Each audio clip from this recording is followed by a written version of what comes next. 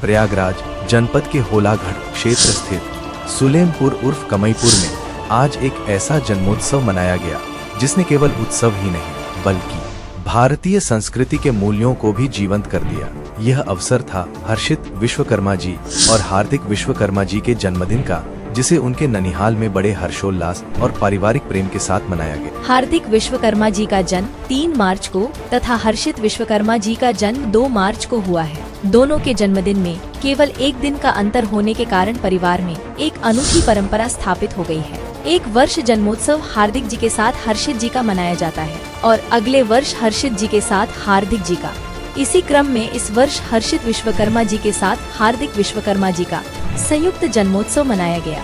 इस शुभ अवसर पर उनकी माता श्रीमती पूनम विश्वकर्मा जी, पिता श्री राम अचल विश्वकर्मा जी तथा चाचा श्री राम विशाल विश्वकर्मा जी की स्नेहिल उपस्थिति ने कार्यक्रम को और भी गरिमामय बना दिया। जन्मोत्सव की तैयारियां पूरे उत्साह और उमंग के साथ की गयी। हर्षित विश्वकर्मा जी के मित्रगण समय से पहुंचकर गुब्बारों में हवा भरने और सजावट करने में जुट गए। वहीं परिवार के वरिष्ठ सदस्य बाबा श्री इंद्र कुमार विश्वकर्मा जी का सजावट में विशेष योगदान रहा, जिससे पूरे वातावरण में पारिवारिक एकता और अपनापन झलकता रहा। कार्यक्रम की शुरुआत भारतीय परंपरा के अनुसार आरती से हुई। सबसे पहले हर्षित और हार्दिक विश्वकर्मा जी की आरती उतारी गई। भारतीय संस्कृति में माँ अपने पुत्र की, बहन अपने भाई की और पत्नी अपने पति की आरती उतारती है।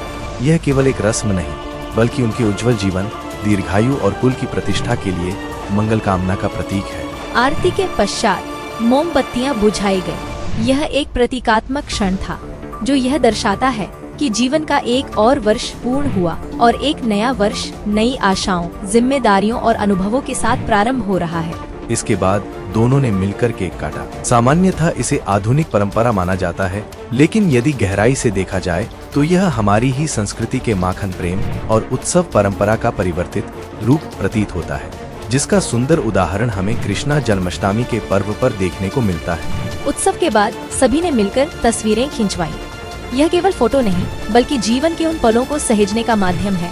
वो समय के साथ स्मृतियों का अमूल्य खजाना बन जाते हैं।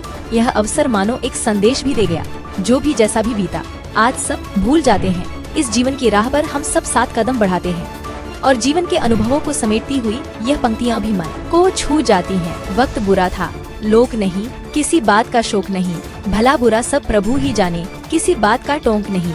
आज के समय में जहां लोग भागदौड़ में रिश्तों के लिए समय निकालना भूलते जा रहे हैं, ऐसे आयोजन हमें याद दिलाते हैं कि परिवार और संस्कार ही जीवन की सबसे बड़ी संपत्ति है।